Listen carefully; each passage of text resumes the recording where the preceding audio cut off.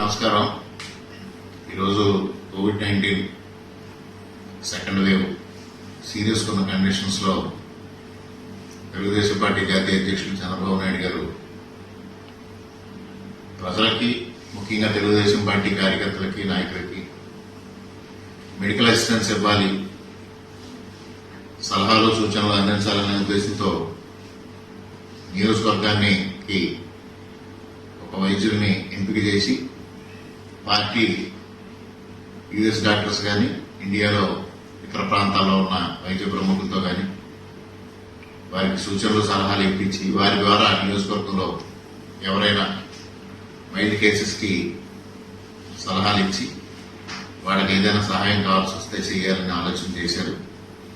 దానిలో భాగంగా అంపర్తి నియోజకవర్గానికి సంబంధించి మా అమ్మాయి డాక్టర్ సనాతన్ని పార్టీ ఎంపిక చేసింది. తను కూడా మొన్న జూమ్ కాన్ఫరెన్స్ లో పాల్గొని కొంతమంది వైద్యుల దగ్గర నుంచి సలహాలు సూచనలు తీసుకుని గత 4-5 రోజులుగా మన అందుబాటులో ఉంది. కానీ దురదృష్టం ఏంటంటే ఎక్కువ మంది పేషెంట్స్ డిసీజ్ బిగినింగ్ లో నెగ్లెక్ట్ చేసి సివియారిటీ ఎక్కువ అయిన తర్వాత వాళ్ళు ఫోన్లు చేయడం జరుగుతోంది. గత 3-4 రోజులుగా 45 పేషెంట్స్ ఆ విధంగా వస్తే వాళ్ళని హాస్పిటలైజ్ చేయడం జరిగింది. ఆ విధంగా కాకుండా సిమ్టమ్స్ అంటే లక్షణాలు కనిపించిన వెంటనే వైద్య సహాయం పొందితే వారు త్వరగా రికవర్ అయ్యే ఛాన్సెస్ ఎక్కువ కాబట్టి ఆ విధంగా చేయాలి. దానికి సంబంధించిన సూచనలు, సలహాలు ఇప్పుడు డాక్టర్ సనాతని మీకు అందిస్తుంది. ఆ విధంగా మీరు తన ఫోన్ నెంబర్ కానీ లేదు నా ఫోన్ నెంబర్ కానీ మీరు కాంటాక్ట్ చేసినట్టయితే వెంటనే మీకు అందుబాటులోకి వచ్చి తను మీ అందరికీ గైడెన్స్ ఇవ్వడం జరుగుతుందని తెలియజేసుకుంటున్నాను. అందరికీ నమస్కారం.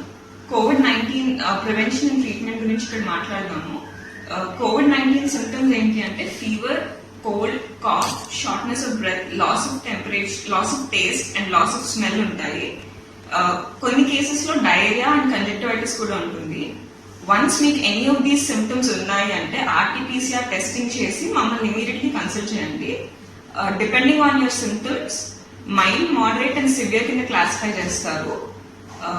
మానిటరింగ్ లో SpO2 అండ్ టెంపరేచర్. సపోజ్ మీ SpO2 అంటే ఆక్సిజన్ సాచురేషన్, ఇది పల్స్ ఆక్సిమీటర్ తో మెజర్ చేయాలి. సపోజ్ పల్స్ ఆక్సిమీటర్ తో మీ SpO2 ఇస్ మోర్ దెన్ 93 అంటే you could be treated under home isolation. Suppose if it's below 93 and మీకు ఆయాసం వస్తుంది, ఇలాంటి ఏమైనా ప్రాబ్లమ్స్ ఉన్నాయి అంటే హాస్పిటలైజేషన్ ఇస్ ఇంపార్టెంట్. సిమ్టమ్స్ రాగానే నెగ్లెక్ట్ చేయకూడదు. మీకు సిమ్టమ్స్ డెవలప్ అయిన వెంటనే ఒక డాక్టర్ ని కన్సల్ట్ అయితే ఇమీడియట్లీ ట్రీట్మెంట్ స్టార్ట్ చేస్తే ప్రోగ్రెషన్ తగ్గించవచ్చు. సో అది మోడరేట్ ఆర్ సివియర్ కేసులోకి వెళ్లకుండా మైల్డ్ కేసులోనే ట్రీట్మెంట్ అనేది జరుగుతుంది. ఇన్ దాట్ కేస్ ఇంట్లోనే ఉండి హోమ్ ఐసోలేషన్ లో మనం ట్రీట్ చేస్తాం పేషెంట్ ని. హోమ్ ఐసోలేషన్ లో మీరు తీసుకోవాల్సిన ప్రికాషన్స్ ఏంటి అంటే ఒక వెల్ వెంటిలేటెడ్ రూమ్ లో ఉండాలి అండ్ ఒక కేర్ టేకర్ మీకు 24/7 అవైలబుల్ గా ఉండాలి. Hand sanitation is very very important. And taking the right medication is also very important. At present, social media, there are various platforms in which they're talking about various medicines. Kani, that is not the right thing. ఒక doctor ని consult అయ్యి వాళ్ళు చెప్పిన protocol follow అవ్వడం చాలా important. ఇప్పుడు various hospitals like AIIMS Delhi or any other hospital చాలా protocols అయితే ఉన్నాయి. అకార్డింగ్ టు ద ప్రోటోకాల్ మనం ఒక పేషెంట్ ని ట్రీట్ చేస్తే క్యూర్ అయ్యే ఛాన్సెస్ ఎక్కువ అండ్ ప్రోగ్రెషన్ ని తగ్గించవచ్చు. సెకండ్ వేవ్ లో ఆర్టీపీసీఆర్ నెగటివ్ రిపోర్ట్స్ చాలా ఎక్కువ ఉన్నాయి. అంటే మీకు సిమ్టమ్స్ ఉంటున్నాయి కానీ ఆర్టీపీసీఆర్ నెగటివ్ వస్తుంది. అలానే మనకు కోవిడ్ లేదు అనుకోవడం తప్పు. కోవిడ్ ఉన్నా కూడా కొన్ని కేసెస్ లో ఆర్టీపీసీఆర్ ఈ సెకండ్ వేవ్ నుండి నెగటివ్ రావడం జరుగుతుంది. సో మీకు సిమ్టమ్స్ ఉన్న వెంటనే ఒక డాక్టర్ ని కన్సల్ట్ అవ్వడం వెరీ వెరీ ఇంపార్టెంట్. ఎప్పుడూ నెగ్లెక్ట్ చేయొద్దు. ఎస్పెషలీ యంగ్స్టర్స్ లో ఏంటి అంటే వాళ్ళకి ఇమ్యూనిటీ ఎక్కువ ఉండడం వల్ల ఒక 5 to 7 days వాళ్ళు బాగానే ఉంటారు.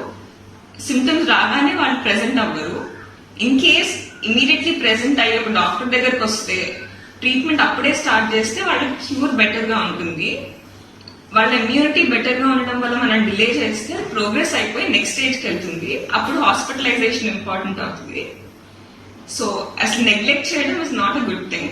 అండ్ మెంటల్ హెల్త్, ఒకసారి కోవిడ్ వచ్చింది అనగానే మనం పానిక్ అయిపోయి టెన్షన్ లో ఏదో చేసేస్తాము. అండ్ మెంటల్లీ స్ట్రాంగ్ ఉంటే క్యూర్ రేట్ పెరుగుతుంది. అంటే మనం ఈజీగా ట్రీట్ చేసి మనం ఫైట్ చేయగలుగుతాం డిసీజ్ ని. ఇఫ్ యూఆర్ మెంటలీ వీక్ మనం దానికి కర్వ్ అయిపోతాము ఒక డిసీజ్ కి. So staying strong is very very important. And steam inhalations, avoiding cold foods ఇవన్నీ చేయాలి. ఇంకా వైటమిన్ సి రిచ్ డైట్ అంటే గ్వావా, ఆమ్లా, ఉసిరికాయ, ఆరెంజెస్, క్యాబేజ్ ఇలాంటి వైటమిన్ సి రిచ్ ఫుడ్ తినడం కూడా చాలా ఇంపార్టెంట్. కర్డ్ ఒకటి, ఫ్లూయిడ్స్ ఎక్కువ తీసుకోవాలి. ఫ్లూయిడ్స్ ఎక్కువ తీసుకోవడం వల్ల డీహైడ్రేట్ అవ్వకుండా ఉంటారు. Important aspect SpO2 measurement. SpO2 measure చేసేటప్పుడు ఫస్ట్ సిట్టింగ్ పొజిషన్ లో మెజర్ చేయాలి. తర్వాత 6 minutes ఆఫ్ బ్రిస్క్ వాకింగ్ తర్వాత మళ్ళీ మెజర్ చేసి సపోజ్ మీ SpO2 మోర్ దెన్ 3% డ్రాప్ అయింది అంటే ఇమీడియట్ గా ఫర్దర్ ఇన్వెస్టిగేట్ చేయడం చాలా ఇంపార్టెంట్. ఎగ్జాంపుల్, ఫస్ట్ మీకు మెజర్ చేసినప్పుడు 98 వచ్చింది అనుకోండి, 6 minutes ఆఫ్ బ్రిస్క్ వాకింగ్ తర్వాత if it's 95 then it's okay. But if it drops to 94 immediately further investigate చేయాలి. ఆర్ మీరు కన్సల్టెంట్ మీ ఫిజిషియన్ ని కన్సల్ట్ చేయడం చాలా important. And people with comorbidities అంటే హైపర్ టెన్షన్, డయాబెటిస్ ఇవి ఉన్న వాళ్ళకి ట్రీట్మెంట్ ఇమీడియట్ గా స్టార్ట్ చేయాలి.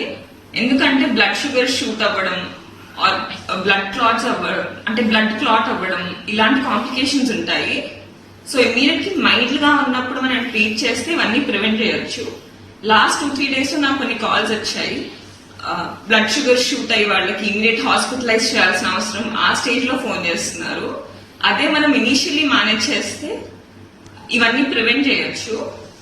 మీకు ఎనీ హెల్ప్, ఎనీ అసిస్టెన్స్ మాకు కాల్ చేయండి. If it's mild and can be treated at home మేము అలా సజెస్ట్ చేస్తాము. ఇన్ కేస్ అవ్వదు అనుకుంటే మిమ్మల్ని ఏ హాస్పిటల్కి రిఫర్ చేయాలి, ఎక్కడ అడ్మిట్ చేయాలి మేము గైడ్ చేస్తాము.